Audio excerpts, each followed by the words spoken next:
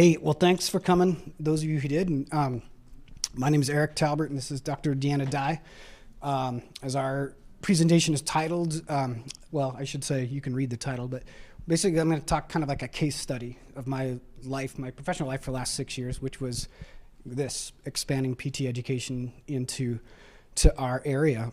And Dr. Dye was instrumental in getting me on board. She hired me at the time.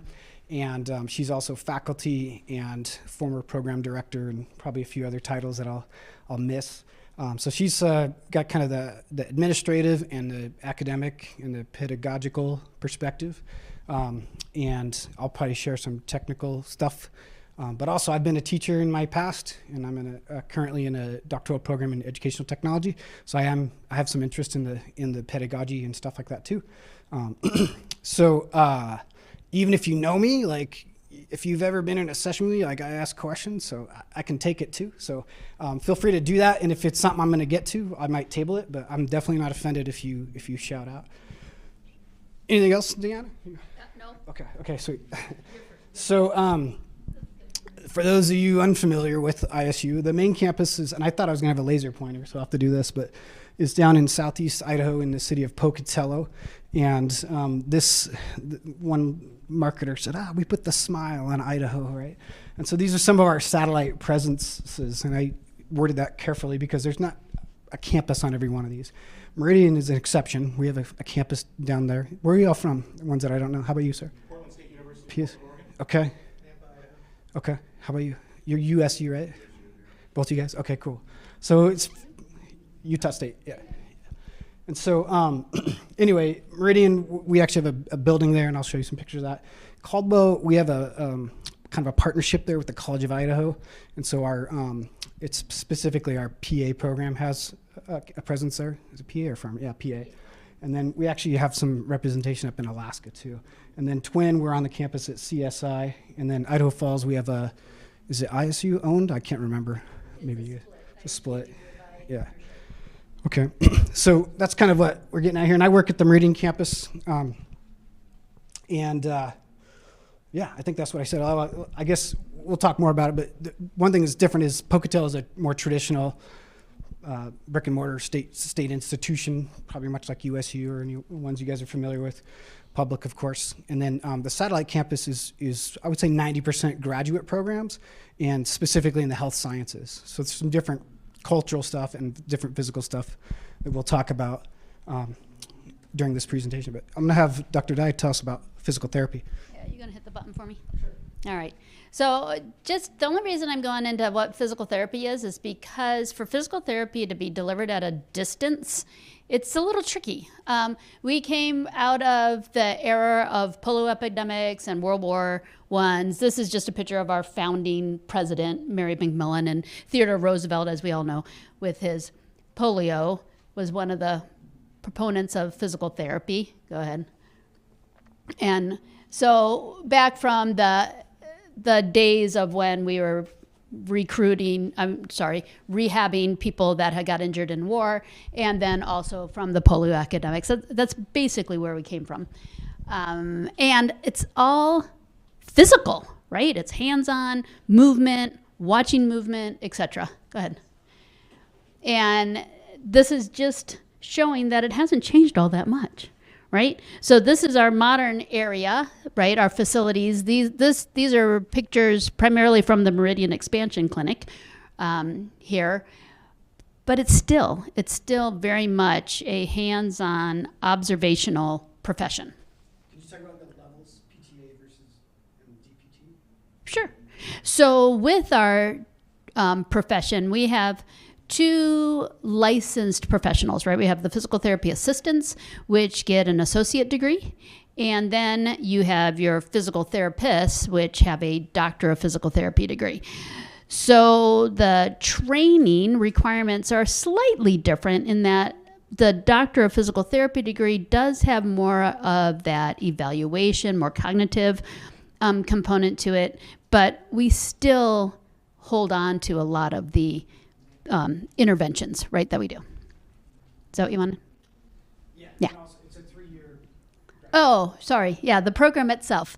Yeah, so it's a 3-year graduate program after having received a bachelor's degree. So for the distance learning, we have 3 cohorts of students, 24 students on each campus that we are delivering the curriculum to. And we deliver the curriculum concurrently. The reason we even... So just don't cover that. Oh, that's why it keeps going in and out. Thank you. So for Idaho, there was a really great need for physical therapists in the state. And when we went to expand, we started the expansion in 2017 and admitted our first group of students here in Boise in 2018. And back when we were putting in for funding to get this, we did it for 8 years straight to try to get this expansion because the demand was so high. At one point, we were the 3rd greatest demand profession here in Idaho. And what we were finding were that students from basically Twin Falls West were not coming to Pocatello.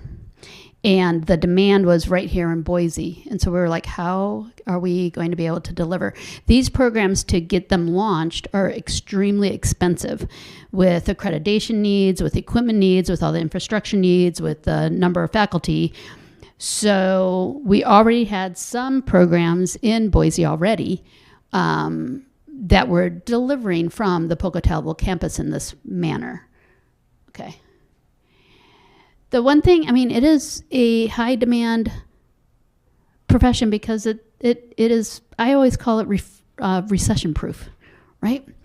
And all of these areas are where we would practice, right? So we practice in the hospitals, in the school districts, in outpatient clinics, and in senior citizen homes, right? So it's just... It's high demand both from the need in the community and also students wanting to get it into the career. Yep. So what we did, we worked with the state of Idaho Oversight and Budgeting, and they had control kind of how we spent our funding. So we got a lump sum of monies to do this expansion, right? And we had to spend it in a year. So we had to kind of figure out this infrastructure and this DL kind of without really knowing what we were going to need, right? And so we've been kind of working it as we've gone, right? Kind of learning it, kind of learning how are we going to maximize and best deliver this program in Meridian. And so it takes a great coordination between Pocatello and Meridian sites to do this. And that infrastructure is both from the tech, I guess. I don't know. You can tell I'm an instructor, you guys. So, but you have that groundwork, and then how does it deliver? You know, what's that educational piece too? So, you know, needing both. And at the time we had 2 different departments trying to coordinate that, right, within our institution. Okay, that's what I want to do. So we had to guess a good bit. And in addition to that, all of our stuff in Pocatello needed to be upgraded. And is that where we go into the facilities? This is killing me. Yeah. Oh, okay. Yeah. Oh, that helps. And so hiring and training of the faculty and actually getting it delivered over there in Meridian was quite a daunting task, frankly. We had to try to convert our spaces, and Erik will have a slide later on kind of showing the difference with our spaces. So the spaces in Meridian are much like this room here, where you have your really high ceilings and good spacing. In Pocatello, it is maximum 9-foot high ceiling and narrow. It's an old dorm building that we've refurbished, right? So trying to make the experience for the students equivalent on both campuses has been very interesting and and quite a struggle for us to try to figure out how to make that happen. Got it? So the question, you saw all of our campuses, and I think we kind of emphasized why we needed to be in the Boise area, because that's where the demand was. And in the nation, to my knowledge so far, there's 3 programs, maybe 4. I'm trying to think if there's that one in Florida, that deliver their curriculum in this manner. But most of them, their distance between the campuses is closer to like us and Idaho Falls. They don't go 3.5 hours like in driving back and forth. So it's a struggle. So we're trying to use the technology to the best of our abilities to make this happen. All right. Thanks. Yeah. You guys have any questions so far? It's kind of the setup stuff. So I at the time was working in a variety of video jobs. I don't need to get into that, but I had a couple different video jobs in my life, and also was a teacher. And I had an adjunct position at Oregon State. There's no Oregon Staters in here, right? For a while, and I remember the department chair brought us in. He's like, distance ed, if you can repackage your stuff, it was a big monetary thing, right? So when I applied for this job, I kind of thought, oh, we're going to get, some Pocatello instructors just beaming it over here to some kids in a room. But this graphic, I made it for a different presentation. I don't really like the color and stuff, but I actually left it in there because I want you to think about this. I highlight this because this audience will get it, but a lot of people, if you just say video conferencing or distance education, they think either an LMS system and you're taking the course asynchronously, or they think I'm on Zoom and everybody's on Zoom. But I put this graphic specifically to talk about, we have a group of students in a room and another group of students in a room, and they're connected or hubbed.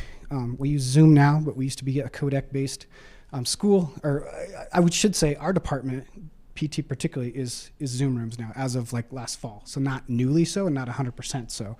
ISU is still transitioning as the codecs reach end of life, we'll switch over. And that's one of the technical things we'll talk about, is making those things play together. But just an example, this is one of our rooms in Pocatello. In this case, and the other thing was there's instructors on both sites, right? And part of that's accreditation, and also the necessity of the profession is you got to touch, you got to do stuff. And so that was kind of inspiring and new to me when I went into it as a video guy, like, oh, this isn't like sit and get kind of stuff. And so all this is to kind of drive some of the decisions and things we talk about. So in this particular room, just to give you an orientation, it's pretty typical, or some version of it. And this room has monitors versus projectors. This room has 3 cameras in it. One of the PT rooms just has 2, and that's a pretty standard lecture, one for the instructor, one for the students. I'll get into that. And then we have a third room that I'll have some pictures of. It has 5 cameras in it. And these aren't, they actually are robo-cams or robo-shot video products, but they're not like fully automated AI type stuff. So we'll look into that. But so what these students are looking at is far sight audience.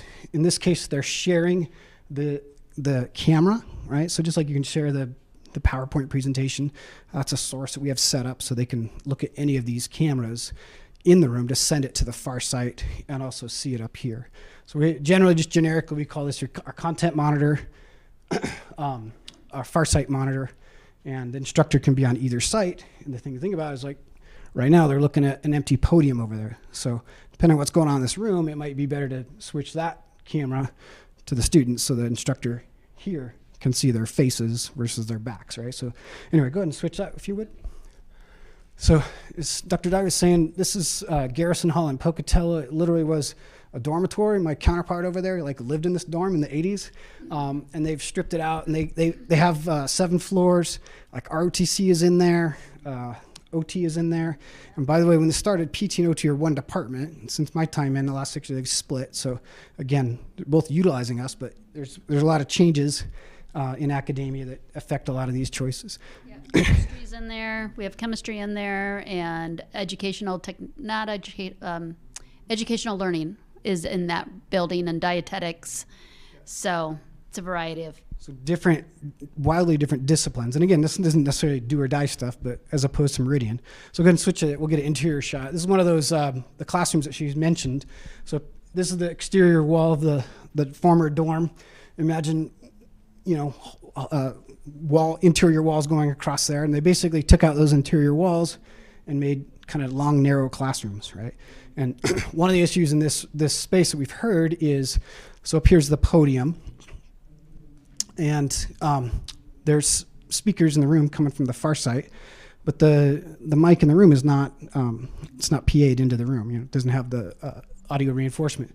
And part of that's because they're mobile, right? And so maybe we get one of these sound guys to get in there and tweak it, and I'm willing to take another shot at it, but as far as I know, it would never work properly because if you walk underneath the speaker, you're going to get feedback. But they wanted the flexibility to move around. So you'll notice none of the furniture is bolted down. These are very much, in fact, I haven't seen it configured like this for a long time, but intentionally, what do you call it? Like, mobile, flexible, yeah. And then other things to contend with, there's like a load-bearing pillar there that you have to build around. In both cases, these buildings are retrofitted for their current purposes, which I've learned is, it changes how you do things, but most people have to do that at some level. Go ahead and switch it. Yeah. And so then Meridian, I changed the view a little bit because this is, the Meridian complex is actually shared by 3 entities. This, if you're familiar with the area, this is the freeway cruising here between Boise's this way and Nampa's that way. More specifically, Eagle Road is that way and Meridian Road's that way. So it's right off Locust Grove, but there's no exit there. Anyway, so the south-facing part, like third of that building, maybe half, is ISU. We also have a high school in the same interior space. And then the very top edge of that is the Ada County School District offices. And then just off the side here, there's a high school over there as well. So just give you a sense of the environment. Go ahead. We have our clinic there too. Oh yeah, and then on this west end, there's a PT clinic, which community members can come and get serviced and are treated, and our students will work on them under the guidance. Go ahead. And then I think I mentioned it's all pretty much health sciences there. So again, this is inside that space. As already mentioned, the ceilings are higher. This is you can see the cameras in the shot, and I'll talk about these and give you a close up on them. You guys know Vadio products? Anybody use these? Vadio Robo shots? So they're PTZ remote controlled cameras. They're compatible with programming, so you can set presets and trigger them. And we'll get into that. But did I just bump this thing? So we'll see another shot of this where the room's configured different. In this case, they've got the tables pushed out so they can do the work. And then that back monitor, I call it the back because it's the back of the classroom. The podium is up here. And right now it's showing, obviously, some kind of content, right? And if you're teaching in this room, as an instructor, you might want to see your far sight audience there. So one of the things that we learned out of this process was give the instructor some control over these things, right? Instead of just being default. And so I used to go in there and punch things on a matrix switcher, and then we learned, you can program these things. And so we put it into the touch panel. You can go ahead and switch that. This is probably the most classic setup. I wasn't sure how familiar people are going to be with stuff, but this is the lecture room that I mentioned. Probably the most automated. So the instructor can choose automatic mode or manual mode, because sometimes they do a demo out here and they don't want a preset of the podium, right? You guys can understand this. So we've changed this over time as I learned from the faculty, and I'm not taking credit for all of it because I have great people that help with the programming side of it and do these things. But I'm kind of like negotiating that. Like, hey, I realize these guys could use that. So I try to make that happen with the people I work with. So there's a table over there. Sometimes they're bringing in models. Sometimes they're bringing in wheelchairs. These are push-to-talk mics, and they'll trigger presets on this camera that we have versus ones that are like AI. So you guys are probably familiar with that. And again, some of these we might change, and we have other rooms that are lecture-based that do have like the bars up there.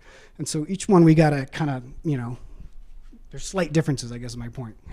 Yeah, and I would say one of the things with this setup in this room that has been a struggle, it's a sacrifice between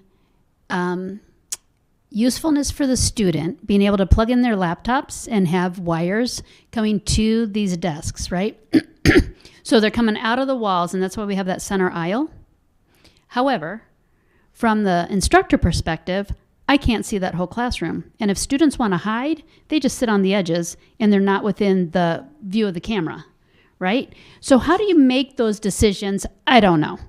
Originally, we wanted them towards the center, but then we're like, well, now you got a tripping hazard if you got wires coming in. How are you going to? So different things you have to think about with this. This is what she's talking about. I approximated what she's talking about. This isn't the actual output of that camera, but I put the shot up there. So I think it's actually truncated a little bit more, the field of view of that video. And even if everybody is sitting, like you can see it, it just can't get that. And that's fairly common. Do you guys have that issue? Do people complain about it? Instructors ever? Yeah. And so you can do things like, hey, we're only filling up half the room, and we can do that. Some instructors do. But this one, I really kicked this over. I think I even tried once during a break to see if I could get more people in the shot.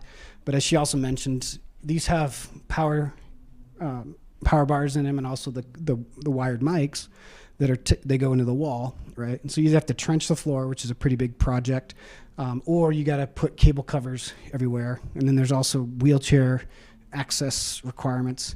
So anyway, lesson learned is you work with what you can. So we've done things like realize like the monitor that students are looking at and the camera on opposite ends, right? And so we've done things like, let's get those closer lines so when they're looking at their instructor at the monitor, it's a little more sight line stuff. Anyway, you can go ahead and switch that up. And so here's, again, this is mostly like kind of end user stuff. That's the camera I mentioned. It has about, I think it's about a 150 degree rotation. So there is like a dead spot, right? Which we found when it's on the ceiling. You got to figure out which bed you want. And I didn't install these things, right? And I don't know that the people thought about that. It's easy enough to get up there and change it. But that's something like, make sure your dead spot's not on your main bed, right? But otherwise, I really like these things. They have IR remotes that you can leave in the classroom. You can set them up to work with the touch panels, and then they have a virtual interface that I'll show you guys as well. So generic Extron touch panel. I'm assuming this crowd knows what that's all about. And then this part I highlighted because those lab spaces, not the lecture room we just looked at, but the other rooms have these Shure wireless Dante mics. And once we got them solid, they're great. I'm a big advocate. They're expensive, but they allow for that flexibility. I've seen it so many times where somebody's doing a demo, like cracking a back or something, and this lapel's getting crunched up here. So it's nice to have one of those boundary mics there. And I always tell the instructors, try to get a good pop out of it, because if the far sight hears it, they know you did a good job. So you got anything else to add? Well, just with the cameras, get the shot you want. They're so user-friendly at that interface. I have to say, we can even instruct our students to go over there and do it for us if we are in a bind. And yeah, so I have to admit, they're pretty easy to manage. Thanks. That was going to be my question, which was, remote control, but how have your faculty adapted to doing that? Or do you always have to assign a student assistant on location or something to do that for them? Yeah. How did you manage that? It's a good question. So on the satellite campus, we don't have a lot of student employees to choose from. Like, there's not an undergraduate population, which is mostly where those jobs come out of course, budgets and things like that. And so we're kind of set up to not do it with student employees. PT funded my position and a counterpart on the Pocatello campus. And so, especially when it first launched, there was one cohort. So I was literally like, and we didn't have all this figured out yet. So I was like literally in the room. We had a second touch panel in the back, and I would try to talk, and the instructors also can do it themselves, but we're kind of figuring out, should this be an operated thing, or is this a self-operated thing? I would say we're doing both now. We're doing both. And I would say certain instructors have embraced it more than others. Certain instructors don't need it that much. They're standing behind a podium talking. So it's both. You can be flexible and do it. And when I say a student, one of our students that's literally in the room at the time taking the class. I'll tell him to go. So if for that PT, I don't know, PT room, the gym-like rooms. Yeah. Is the instructor for that at the far location? Could it be at a far location? Yeah. Would they always be in the room? Yeah, like that. Both. Yeah. And so, would you? Come on in, if you like. Would you have students rotate to if it's your turn to demonstrate that you know the technique, would you have them rotate to one particular bed, or would you try to rotate the camera around the whole room? I think I'm going to address that. Okay, But just generally, anybody's allowed to touch stuff. People don't unless they get instructed to. And we've done a few things to help make it easier for them. So let me just skip over to that, unless you want to add to that. No, Okay. I'll wait. Sweet. And then, I don't need to go over this stuff with you guys, but I made this originally for a different audience that maybe didn't totally embrace like how much, this is like basically maybe one room, and we got 7 on 2 different campuses. So there's a fair amount to manage and keep track of, but I'm sure this audience is. Do you guys have any question about what's up here? I can go over it. To me, this one's the sweet baby up there is that matrix switcher. It seemed overbuilt. In fact, when I started, I was like, why do I have these big, 8 or 10 input devices, right? And one of my rooms had 5 cameras, which was unique to that space. But it turned out to be a blessing in disguise, because when we switched to Zoom rooms and took the codecs out, you basically have, you have the 2 USB slots on your thing. So we're switching all upstream before it goes into Zoom, so we can still utilize what people are used to. And a lot of that's because of that matrix switcher, and a lot of the automation and stuff we have been able to do is because of that. That switcher has the amplifiers for the speakers, and it's got the processor for the controls. So if it goes down, it sucks, but it is nice to have it all in one thing, and it's got a lot of flexibility in it. So kind of getting to what you're asking, and my previous statement was, in this case, the students have broken, they're practicing a technique they just got, and we leave the PowerPoint presentation up there for them to reference. But sometimes instructors talking and they want to see their Farsight audience there. So we added this button called Back TV. Guess what that controls? The Back TV, right? And so they can self-switch it to show, and it just affects that one monitor. And all it's doing is sending signals to that matrix switcher to do what I would do manually. And as we educate instructors about this, and they realize, oh, that could be helpful. And this was a faculty-initiated request, right? It'd be nice to switch that so once we kind of got our signals figured out, we could do that.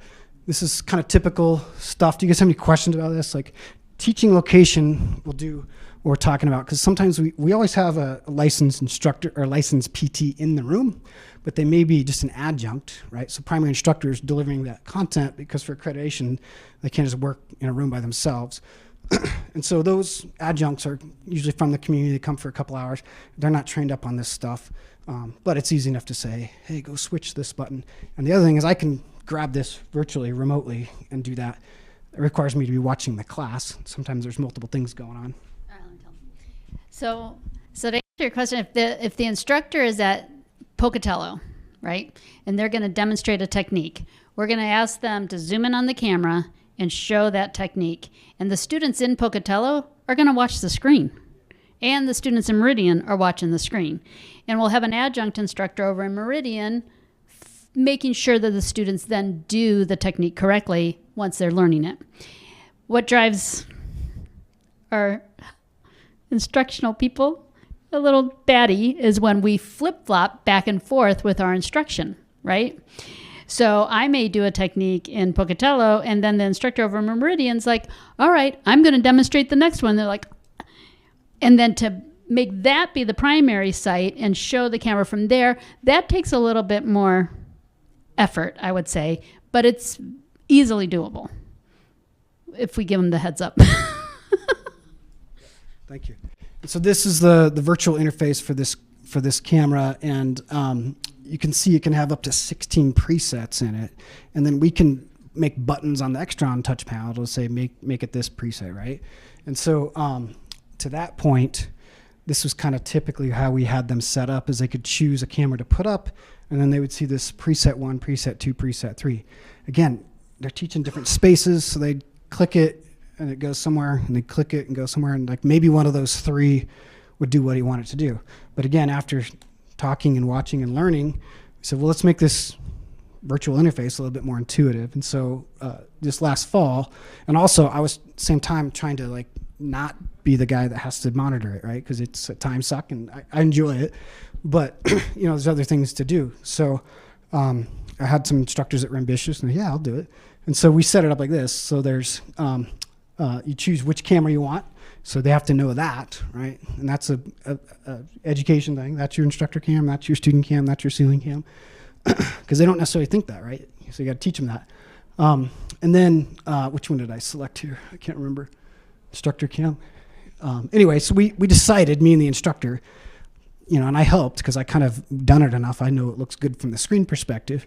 So this bed here is good for front of the room demos. We picked one in the back of the room. And I don't know how they choose that, right? So we got a couple options. And then we just made some presets that go, well, I guess this is the instructor camera. So this is like the podium, close-up, medium shot, wide shot, and then the front demo space has a close-up and a medium shot.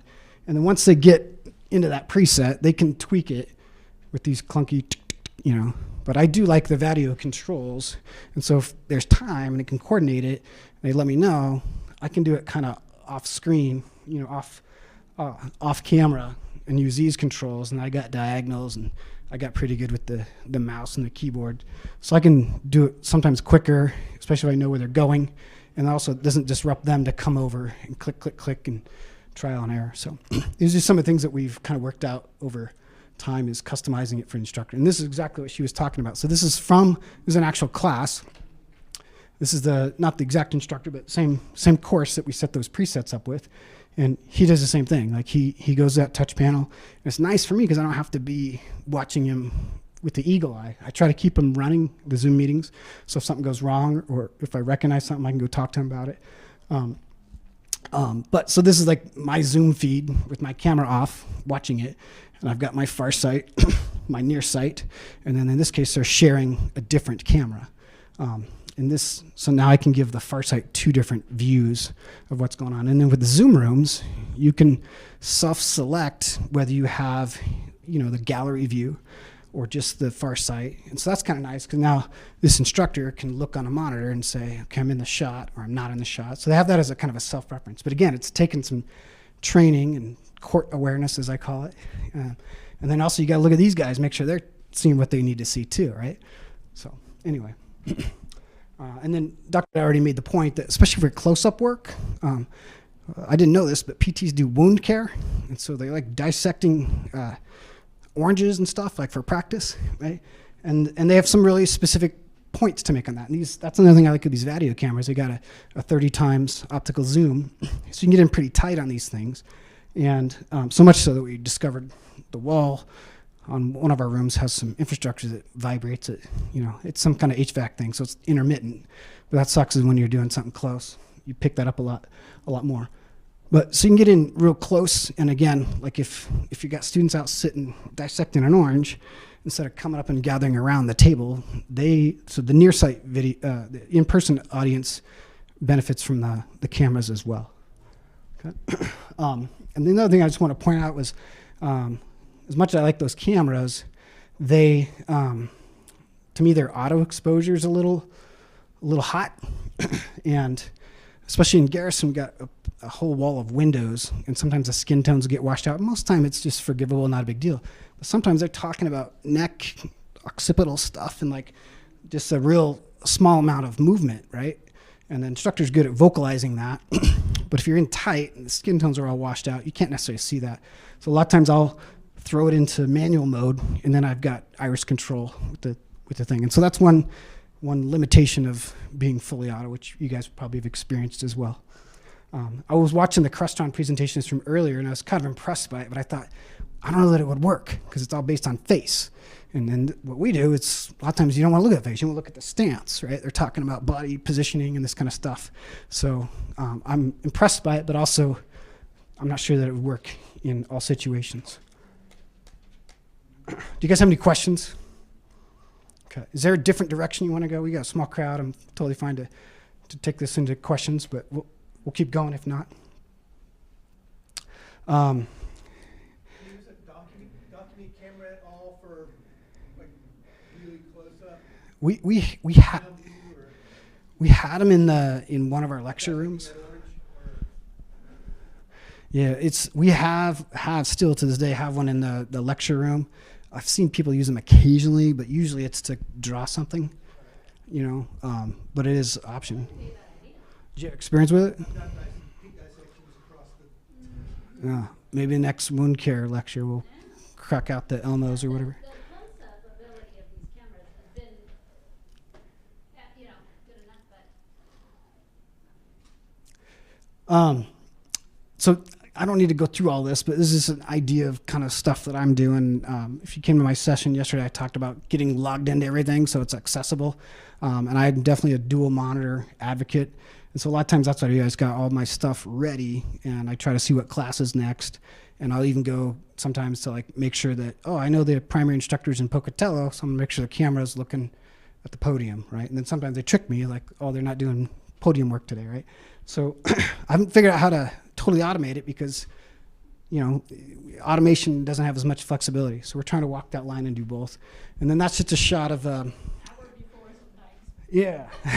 Well, sometimes not at all. Sometimes like, is anybody coming to class today? And I think that's common, at least in my experiences. But we try to have good communication and frankly, the fact that they invested in funding the position, I think, I have a little more obligation to go to them more often than some of our team are serving multiple buildings and multiple constituents, and I wouldn't expect that of them. But that's one thing that's been a little unique, and it's also getting a little awkward in times because now we're trying to consolidate and standardize things, and so we'll just have to figure those kind of questions out. I'm not going to talk about this unless there's any questions about what we're looking at here. Okay. Is this significant to anybody? All right. There's a one like transition I put in here, right?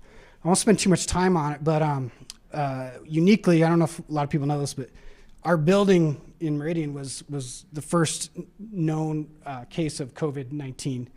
And Friday, March 13th, about 10 a.m., we'd been at work for a couple hours, and they were already canceling stuff, and I looked at my email. She was program director at the time.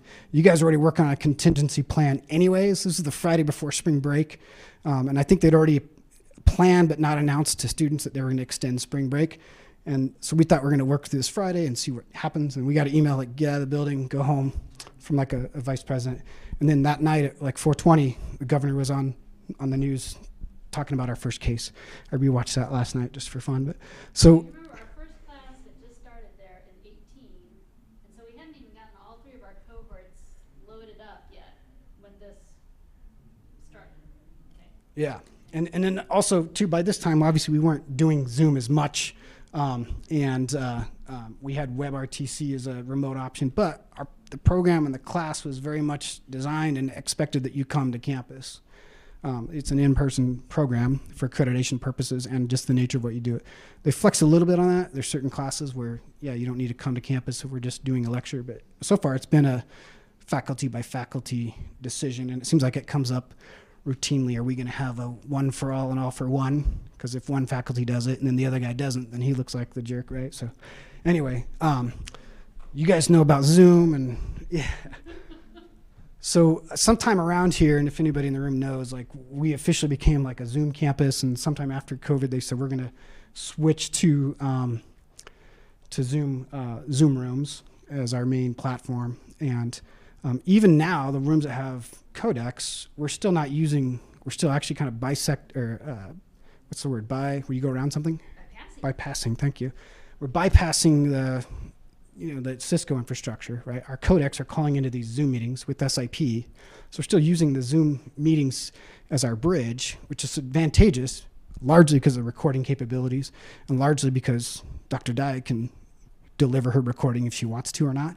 I don't have to take it off of a DMP or put it on a Google account, right? So they can manage their own recording. And of course, there's integration with the LMS. We're Moodle, but we're switching to Canvas in the fall. And so anyway, the cloud recording has been helpful for me, and I think others as well. So I brought up COVID because like we responded, I think, quickly. And maybe took it more seriously than others. But I also think we came back quicker. And then PT especially was amongst the even quicker ones because they advocated, hey, we got young, healthy people. Can we mitigate and do some different things. And so because we had the infrastructure already and there weren't a lot of other classes, we did like this. Used to be one Pocatello class and one Meridian class, when we spread them out 6 feet, and we had the space to do it on both campuses. And so they actually got to come back, and they did some other modifications, like instead of just rotating, which is emphasized for different body types, they said you got to work on the same partner just to minimize contact. So my opinion, again, I wasn't doing this, but and I worked from home for a while, but we got back on our feet pretty quick, and I was pretty happy with the COVID response. The main thing was just didn't want to delay graduation, right? And so these students were not going to graduate if they didn't get in and get their skills done, which they had to do in person. And we had no delay with our graduates, which was pretty amazing. And this is when I started learning Zoom, because everybody's meeting on Zoom, and I was, my job was to like connect the meetings, but they didn't need me anymore for that. So I'd go to these Zoom meetings, and one thing that was helpful was like we learned to use breakout rooms maybe quicker than some others, because they're trying to, and I had some time, so like, can you explore these breakout rooms? And then we worked out pre-assigned breakout rooms. And then of course Zoom's getting updated all the time during this. So I got to play along and learn Zoom, which turned out to be helpful. At the time, this was one of our faculty members. He's since changed jobs to a different site, but he was doing a doctoral program through ISU as a staff member, also a DPT, which is a doctoral degree, but he was getting an academic degree, and COVID disrupted that. So he pivoted, and for his thesis, he studied the group of students he was working with, which was that first cohort. And his question was, how, let's see, do I have it up there? Let's paraphrase. Oh, here it is. The impact of changing distance learning delivery formats in physical therapy education. So he did some qualitative surveys of faculty and students and got it all IRB approved and everything like that. And some of the takeaways were that our students felt relatively minorly impacted by it. And I think that's partly because they're sort of used to seeing half of their classes on a screen anyway. So it wasn't that radical of a change as it was for some other people, especially K-12. They did note increased stress, and because they're working at home, they have these, so nothing there's like super radical, but I thought it was kind of interesting that maybe unintentionally we helped them, recover. And they're adult graduate students anyways, but so I thought that was cool. And then faculty, this was one I thought was kind of interesting, is decreased student interaction, but they got to know their students better because they got the little name tag on them. So I went to a session that uses AI and superimposes people's name in a room. So maybe we'll get there. But anyway, do you guys have any questions about COVID and that kind of stuff? I've got to check my time. Oh, we're actually there already. This is a quick, I'll just, a couple more points. I won't do everything because I blabber too much, but pros and cons. If one site goes down, both sites stop, right? And that's not system-wide. Like I know pharmacy, they carry on, but their policy so far is if it's disrupted on one site, we stop. And so in this case, I think there was an outage in Pocatello, and so we had to stop. And I actually staged this photo because this kid actually did get up there on the table, and I went to tell him don't stand on the furniture.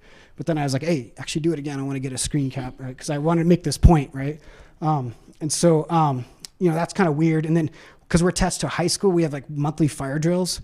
And so when there's a fire drill in Meridian, like Pocatello has to like chill for 15 minutes while we go outside. So some goofy things like that where you can't have parity on the sites in addition to the other kind of technical things. Is there any, we talk about split attention. You want to make a point about pros and cons from your perspective, and then we can just. I didn't know how much was educational pedagogy and things to think about when you are incorporating educational technology. And from an instructor standpoint, I feel like I have a split personality when I'm trying to deliver this way. It's like I can't attend to the audience in front of me, and I can't really attend to the audience away from me. And now that we have this Zoom room connection, we're starting to have some students just jump on Zoom, which we have told them not to, but we haven't gotten quite enforced on that yet. So I question, we haven't seen that outcomes are different, but I do question the quality, like the depth of what you're able to deliver, you can get the baseline covered, but I just really question whether or not you can have those deep discussions as well. That's my biggest concern with the way we deliver. And then secondary to that would be future studies to show if this is going to impact the quality in the clinic of these students. We are in a full hybrid program, right? We're still DEL, and we want to stay that way. But there's a huge trend to go all Zoom for lecture, and then for 2 weeks you come to campus, you learn all your skills, and then you go back home, right? And interactions in that face-to-face takes time, and you have to develop it, and you have to identify, how to be a professional and all of that. And so I'm just very curious where this is going to lead. Okay, that's all I got.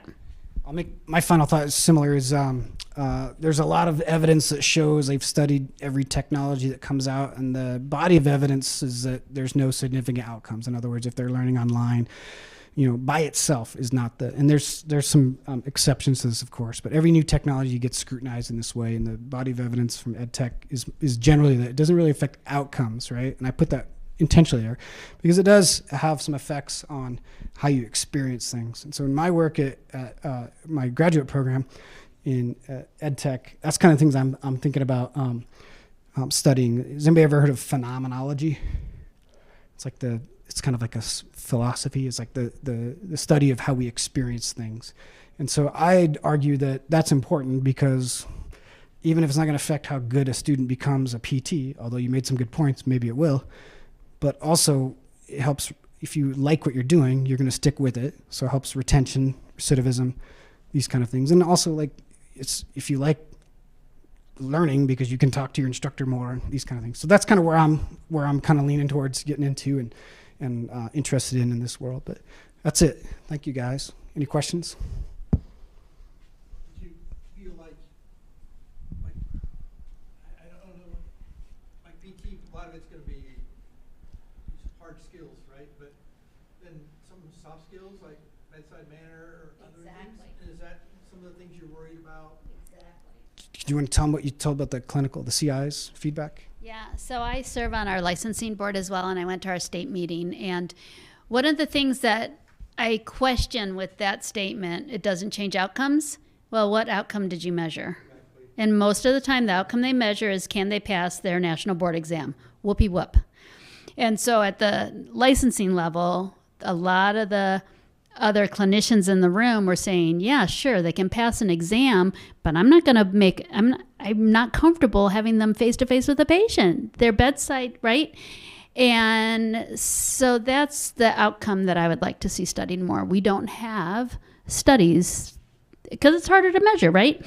And that qualitative approach that Erik's mentioning, that phenomenology, we don't see it a lot in our literature because we're hard sciences, but it's hugely valuable, right? Yeah. Oh, plug. If you didn't know, there is a Northwest Met group going to ISU Meridian campus. It's not a full tour, although you're going to see probably the coolest part, which is our A&P lab, anatomy and physiology lab. So is there busing people? Is that right, Danny? Do you know? Friday. Yeah, so tomorrow, if you're around or if you're heading that way and you want to stop in on your own, you can ask, and there's a formal tour of that space, or if you just want to see what you can see publicly. And I got cards if anybody ever wants to stop by, we can make it work. And most people there are pretty friendly and open to telling you and showing you what's going on. So thank you.